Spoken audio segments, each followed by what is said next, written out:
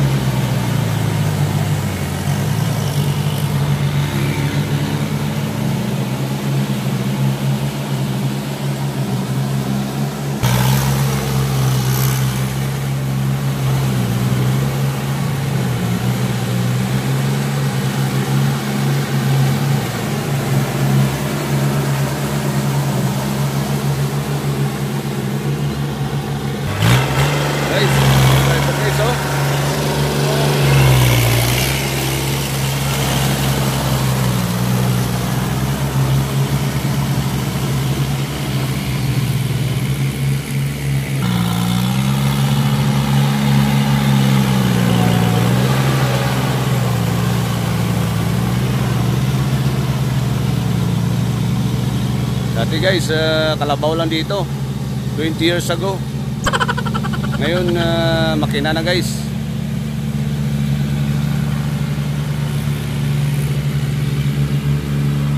Grabe talaga pag unlad ngayon guys. Puro high tech na.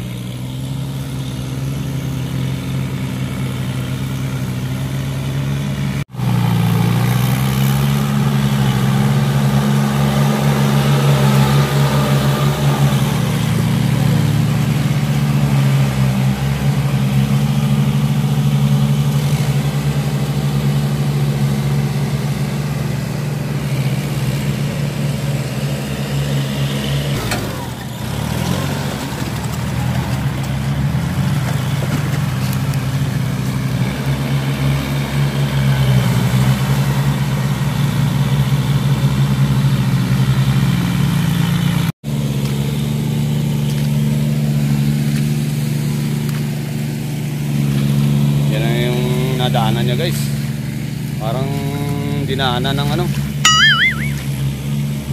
dinaanan ng bulldozer.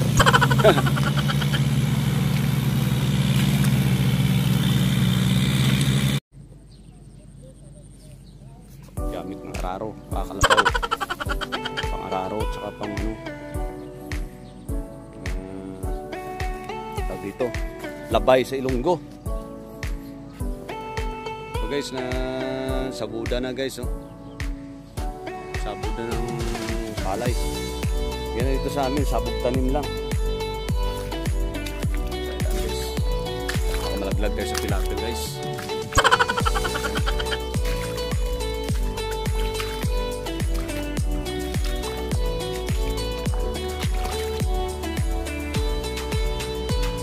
Ito yung binhi guys, oh.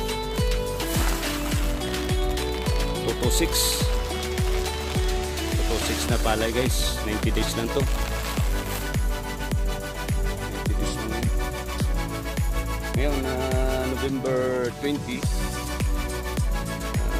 simula ng taniman kasi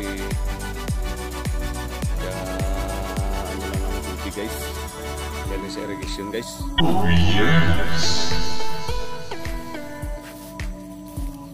Kasi nakaraan kasi inayos yung ano yung kanal.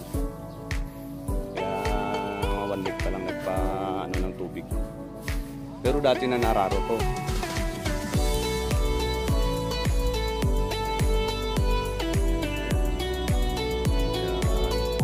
Sabon.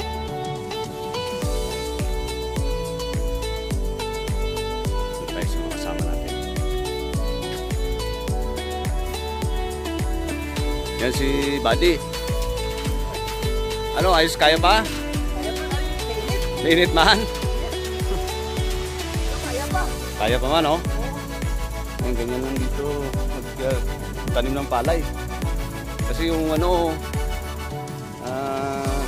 dito, mapupunla ka tapos mahal ang bayad eh. Sa 15,000. Mahal. Ayan si Mr. Oteng. Ilang taon ko na nagsabog tanim, Teng? Tagal na.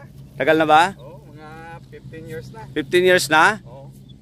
Diyan ka na tumanda, no? Oo. Kumusta naman yung mga pagsasaka natin?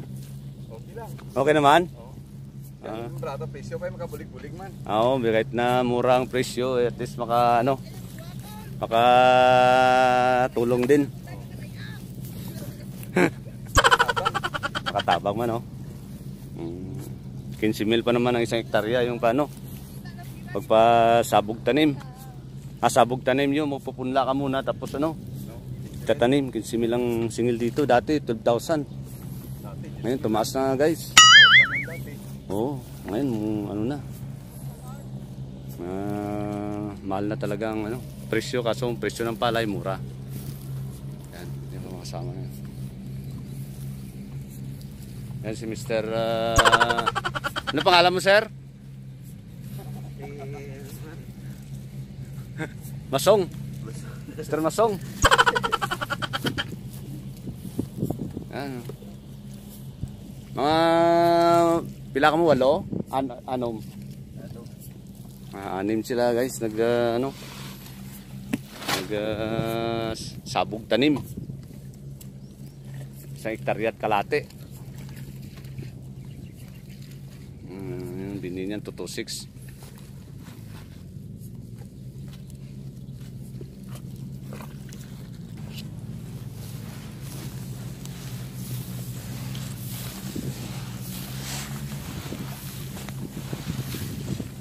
Na palay, guys.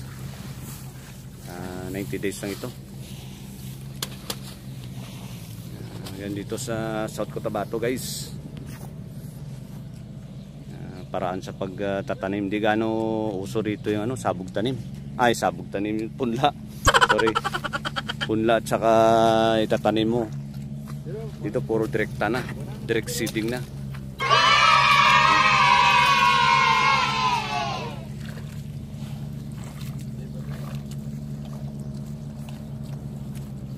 Mga taga dito lang naman to sila. Malapit lang din sa lugar dito.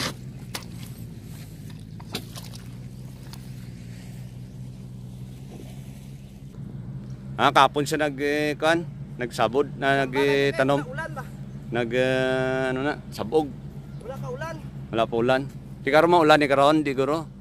Dito lang balan, pero mas maayo nga hindi magulan. Okay. So ganda nga hindi ulan mamaya, guys, kasi para yung palay pag hindi matabunan ng ulan ba. Apat kadlaw hindi magulan, sort sa okay na. 4 days daw na hindi umulan, na maganda na yung tubo ng palay, guys. Nung nakaraan, ayos naman yung dito.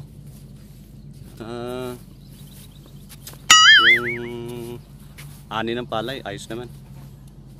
Yun nga lang, hindi pa gano'ng nakabawi kasi mura naman kasi yung presyo ng palay. Yung ordinary nabili lang ng 13 pesos. Tapos yung fancy, yung medyo magandang variety, nasa 16, guys. 16 per kilo. Kaya sana ngayon kung taniman, yung tanim ngayon maganda ang result niya, guys. Magandang ani, guys.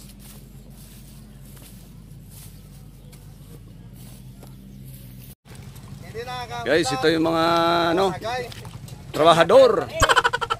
Si Oteng. Si Mr. Buyeto. Inom na ng surprise kasi mainit, guys. Mainit ang labanan sa Mindanao. Mainit ang bakbakan sa Mindanao. May kainan dito. Kumahaw. Wala mo? Manok. Manok. Ayos. Manok na may munggo. Ubad. Bas, guys. Nakaon na si Dulutiyo da. Kaya na pa tayo, baby. Pagyo ka tawag yan. Idol. Tingala ko. Wala, kaon. Tatlo ba ako tingkay? Gutom, guys. Nagutom sila. Tingala ko ay sila sa pakay. Manok. Manok may ubad, guys. Ganyan lang dito sa probinsya. Saya, puno ng kahoy.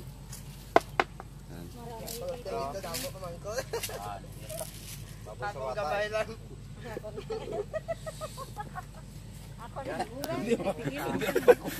Yung request niya. Ha? Ay. So yan nila guys. Kain pa. Tanawin bakal mo to, impira daw. Amala to, Guys, water pump ito na ano lang, di makina. Wala yung makina rito. Ilalagay lang, ikakabit na yung pag tag-init guys, yung walang ulan.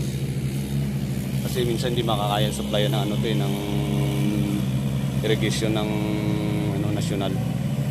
Kaya nilalagyan itong makina rito sa mga tubo na yan para doon sa supply dyan sa mga tubigan dito guys. Yan. Pero mahal din ang krudo kasi minsan ano rin parang parehas lang din ng ano. Hindi ka rin makabawi guys, gastos. Lalo ngayon murang presyo ng palay. Yung iba hindi na ginagamit ito guys. Nantay na lang yung pagpatubig ng national irrigation.